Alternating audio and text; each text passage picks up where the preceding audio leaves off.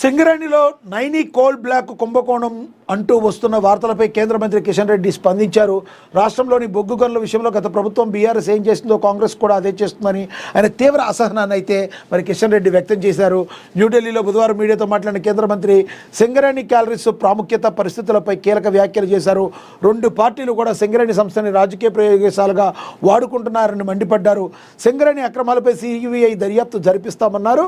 రాష్ట్ర ప్రభుత్వం ముందుకు వస్తే కేంద్రం పరిశీలిస్తుందని కిషన్ రెడ్డి చెప్పుకొచ్చారు. నైనీ బ్లాక్తో పాటు పూర్తిగా ప్రక్షాళన చేస్తామన్నారు. మంత్రుల మధ్య వాటాల విభేదాలతో సింగరేణి ఆశయం బయటకు వచ్చిందన్నారు. ఇది చాలా పెద్ద స్టేట్మెంట్. వాళ్ళు వాటాలు ఏవైతే మంత్రుల మధ్య ఉన్నాయో దాన్ని సరిగ్గా కుదరక ఇలాంటివి బయటకు వచ్చినాయని చెప్పడం అయితే జరిగారు. దేశ బొగ్గు ఉత్పత్తిలో సింగరేణి సంస్థ అత్యంత కీలక పాత్ర పోషిస్తుందని కొనియాడారు. కిషన్ రెడ్డి కేవలం విద్యుత్ ఉత్పత్తికే కాకుండా దేశ పారిశ్రామిక వృద్ధిలో ఈ సంస్థ భాగస్వామ్యం వెలకట్టలేనిదన్నారు. ప్రత్యేక తెలంగాణ ఉద్యమ సమయంలో కార్మికులు పోషించిన చైతన్యవంతమైన పాత్రను కూడా ఈ సందర్భంగా కిషన్ రెడ్డి అయితే గుర్తు చేయడం అయితే జరిగింది. అయ్యా కిషన్ రెడ్డి గారు, దీన్ని మరి ప్రైవేటు వ్యక్తుల పరం కానివ్వకుండా తెలంగాణ రాష్ట్రానికి ఉండేలాగా చూడండి, నెత్తినూరు కొట్టుకుంటున్నా కూడా వీరు ప్రైవేటు పరం చేయడానికి కేంద్ర ప్రభుత్వం నిర్ణయం తీసుకుంటుందని చెప్పి మరి బీఆర్ఎస్ కావచ్చు, కాంగ్రెస్ కావచ్చు చెప్తుంది. మీరు ఏ పరిస్థితులు తీసుకొచ్చేటట్టున్నారో దీని మీద 1కి 10 సార్లు పునరాలోచించాలని చెప్పి అక్కడున్న కార్మికులు కావచ్చు, యావత్ తెలంగాణ రాష్ట్రం కావచ్చు కోరుకుంటున్నారు. అసలు బొగ్గు గనుల విషయంలో మరి మీరు ఏలు పెట్టి దీన్ని ప్రైవేటీకరణ చేయడానికి చేస్తున్నారా, లేదంటే దాన్ని రాష్ట్రానికి సంబంధించిన మరి ఎప్పుడు కూడా ప్రభుత్వ దానిగానే ఉంచుతారా, కేంద్రానికి సంబంధించిన ప్రభుత్వం దానిగానే ఉంచుతారా చూడాలి. ప్రైవేటీకరణ చేయటం మాత్రం దీన్ని తీవ్రంగా ఖండిస్తున్నారు. ప్రజలు ఎవరు కూడా, కార్మికులు ఎవరు కూడా యాక్సెప్ట్ చేసే పరిస్థితులు అయితే కనబడటం లేదు. ఇక ప్రజా సంక్షేమమే ప్రభుత్వ లక్ష్యం బట్టి విక్రమార్క చెప్పారు. దంతనపల్లిలో ఇందిరమ్మ గృహప్రవేశం, కొండలగూడలో కొమరం నూరు విగ్రహానికి నివాళులు. అర్హులైన ప్రతి పేదవాడికి సొంతిల్లు కల్పించడమే ప్రభుత్వ లక్ష్యమని తెలంగాణ రాష్ట్ర ఉప ముఖ్యమంత్రి బట్టి విక్రమార్క అన్నారు. బుధవారం ఉట్నూరు మండలం దంతనపల్లి గ్రామంలో లింగాపల్లి తారమ్మ ఇందిరమ్మ గృహప్రవేశంలో మంత్రి మాట్లాడటం అయితే జరిగింది.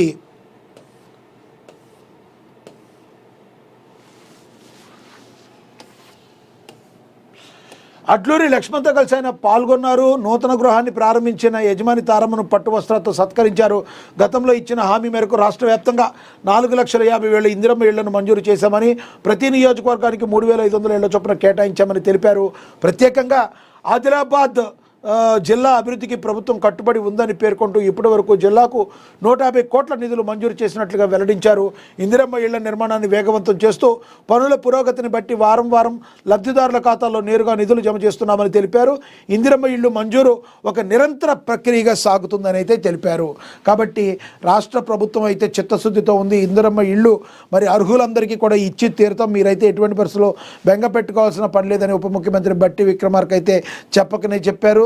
రానున్న రోజుల్లో ఏదైతే కాంగ్రెస్ పార్టీ తన హామీలు ఇచ్చిందో ఆ హామీలన్నీ కూడా నెరవేరుస్తుందని, ఆ క్రమంలోనే ఇందిరమ్మ ఇళ్ళన్నీ కూడా మరి ఇవ్వాల్సిన వాళ్ళందరికీ ఇస్తామని, ప్రజా సంక్షేమమే మా కాంగ్రెస్ పార్టీ యొక్క లక్ష్యమని మంత్రి ఎవరైతే ఉన్నారో ఉప ముఖ్యమంత్రి భట్టి విక్రమార్క స్పష్టం చేయడం అయితే జరిగిందని కూడా ప్రచురించారు. ఇక అదేవిధంగా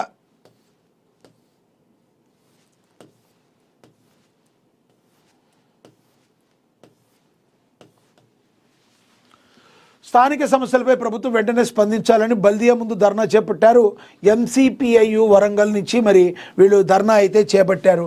అదేవిధంగా ఎస్వీఎస్లో అరైవ్ అవగాహన కార్యక్రమాలు అయితే జరిగినాయి. పాల్గొన్న Vardhannapet MLA KR Nagaraju traffic rules పాటిద్దాం, రోడ్డు ప్రమాదాలను నివారిద్దాం, వరంగల్ పోలీస్ కమిషనర్ సన్ప్రీత్ సింగ్ అయితే చెప్పారు. అరైవ్ మీరు బాగా ఇంటికి క్షేమంగా చేరుకోవాలనే ఉద్దేశంతో ఈ కార్యక్రమాన్ని అయితే నిర్వహిస్తున్నారు. రాష్ట్ర వ్యాప్తంగా ఈ అలవి కార్యక్రమాలు అయితే జరుగుతున్నాయి. మరి ఎటువంటి పరిస్థితుల్లో ట్రాఫిక్ రూల్స్ రెడ్ సిగ్నల్ పడినప్పుడు ఆగటం, మరి ఆరెంజ్ ఉన్నప్పుడు మ్యాక్సిమం స్లో అయిపోవటం, మరి గ్రీన్లో ఉన్నప్పుడు మాత్రం వెళ్ళటం అనేది అందరూ బాధ్యత. రూల్స్ను పాటించాలి. చక్కగా జేబ్రా లైన్స్ ఎక్కడైతే ఉన్నారో అక్కడి నుంచి మరి వెళ్లాల్సిన అవసరం ఉంటుంది. ఓవర్టేక్ చేసేటప్పుడు తగు జాగ్రత్తలు తీసుకోవాలి. మరి వెహికల్కి మధ్య డిస్టెన్స్ అనేది ఉండాలి. డ్రంక్ అండ్ డ్రైవ్ చేయకూడదు. ఇవన్నీ కూడా చేసి రోడ్డు ప్రమాదాలని అరికట్టే విధంగా ఉండాలి అంటే కంపల్సరీగా మరి ఆ రూల్స్ని అయితే పాటించాలి. అప్పుడు మాత్రమే మీ కుటుంబ సభ్యులు మీ మీద పెట్టుకున్న నమ్మకానికి మీరు 100% న్యాయం చేయటం అయితే జరుగుతుంది.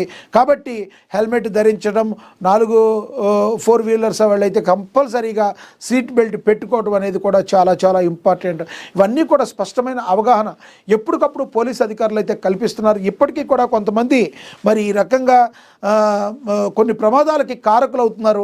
అలా కాకుండా ఉండడానికి సరైన కౌన్సిలింగ్ ఇవ్వడానికి ఇలాంటి ప్రోగ్రాంలు, అవగాహన ప్రోగ్రాంలు అయితే మరి ఉన్నారు. అదే దానిలో భాగంగానే రోడ్డు ప్రమాదాల నివారణకి తెలంగాణ రాష్ట్ర ప్రభుత్వం ప్రతిష్టాత్మకంగా చేపట్టిన అరవై కార్యక్రమంలో భాగంగా బుధవారం KUC police inspector S Ravikumar అధ్యక్షతన వరంగల్ ట్రాఫిక్ విభాగ ఆధ్వర్యంలో ఈ కార్యక్రమం అయితే జరిగింది. రాష్ట్ర వ్యాప్తంగా కూడా ఈ 60 కార్యక్రమాలు అయితే జరుగుతున్నాయి. అదేవిధంగా బాల కార్మికులను పనిలో పెట్టుకుంటేనే కఠిన చర్యలు అదనపు కలెక్టర్ భాస్కర్ రావు చెప్పడం అయితే జరిగింది. మరి బాల కార్మికులను పనిలో పెట్టుకుంటే మరి కఠినమైన చర్యలు తీసుకుంటామని రెవెన్యూ అదనపు కలెక్టర్ భాస్కరరావు అన్నారు. బుధవారం మినీ మీటింగ్లో హాల్లో బాల కార్మికుల వ్యవస్థ నిర్మూలన ఆపరేషన్ స్మైల్ సమన్వయ సమావేశాన్ని నిర్వహించడం అయితే జరిగింది. ఇక వాహనం నడిపేటప్పుడు హెల్మెట్ తప్పనిసరిగా ధరించాలని చెప్పి యుగంధర్ గౌడ్ అయితే చెప్పడం జరిగింది. మరి జాతీయ రోడ్డు భద్రతా వారోత్సవాల్లో భాగంగా వలిగొండల మంత్రుల కేంద్రంలో ఎస్ఐ యుగంధర్ గౌడ్ ఈ వారోత్సవాలను ఉద్దేశించి ఈ వ్యాఖ్యలు అయితే చేయడం జరిగింది. పలు సూచనలు అయితే చేయడం అయితే జరిగింది. ఇక అభివృద్ధి పనులకు శంకుస్థాపన చేసిన ఎంపీ, మేయర్, ఎమ్మెల్యే మౌలిక సదుపాయాలు అందించడమే ప్రభుత్వ లక్ష్యమని 1,40,00,000 అభివృద్ధి పనులకు శంకుస్థాపన చేశారని కూడా ప్రచురించారు. ఇక బీజేపీ 3వ తరానికి సారథి నితిన్ నబీన్ అని కూడా మరి రాయటం అయితే జరిగింది. ప్రపంచంలోని అతిపెద్ద పార్టీగా అవతరించిన బీజేపీ రాబోయే 3 తరాలకు సరిపడా ప్రణాళికను సిద్ధం చేసుకుని ముందుకు సాగుతుంది. పార్టీ కార్యనిర్వాహక అధ్యక్షుడిగా నితిన్ నబీన్ ఎన్నిక కావటం ఆ పార్టీలో పార్టీ నేతృత్వంలోని ప్రభుత్వాలు యువ నాయకుల్లో జోరు స్పష్టమవుతుంది. ఈ యువ నాయకత్వాన్ని మరింత ప్రోత్సహించడంతో పాటు రాబోయే తరాల అంచనాకు అనుగుణంగా పార్టీని ముందుకు తీసుకువెళ్లడమే మరి ధ్యేయంగా కనబడుతుంది. 5 సార్లు ఎమ్మెల్యేగా ఎన్నికైన కొన్ని వారాల క్రితం వరకు నితీష్ కుమార్ క్యాబినెట్లో మంత్రిగా ఉన్న నబీన్ ఇప్పుడు పార్టీ జాతీయ అధ్యక్షుడిగా బాధ్యతలు స్వీకరించారు. పార్టీలో అత్యున్నత స్థానానికి ఎదిగిన వారిలో ఆయన అతి పిన్న వయస్కుడు కావటం గమనార్హం. మరి ఈ ఎంపికనే కాదు, బీజేపీ నాయకత్వం ఇలాంటి అనూహ్య ఎంపికలు ఎప్పటికప్పుడు ఎన్నో చేసింది. కానీ జాతీయ అధ్యక్షుడిగా నబీన్ ఎంపిక ఒక బలమైన సంకేతాన్ని అయితే పంపిందనేది కూడా మరి ప్రచురించడం అయితే జరిగింది. ఇక ప్రపంచంలోనే అతిపెద్ద పార్టీగా అవతరించిన బీజేపీ రాబోయే 3 తరాలకు కూడా సరిపడా ప్రణాళికను సిద్ధం చేసుకుని ముందుకు సాగుతుంది. పార్టీ కార్యనిర్వాహక అధ్యక్షుడిగా నితిన్ నబీన్ ఎన్నిక కావటం ఆ పార్టీలో పార్టీ నేతృత్వంలోని ప్రభుత్వాలు యువ నాయకులకు మంచి జోరునైతే తీసుకొచ్చిందని కూడా స్పష్టమవుతుంది.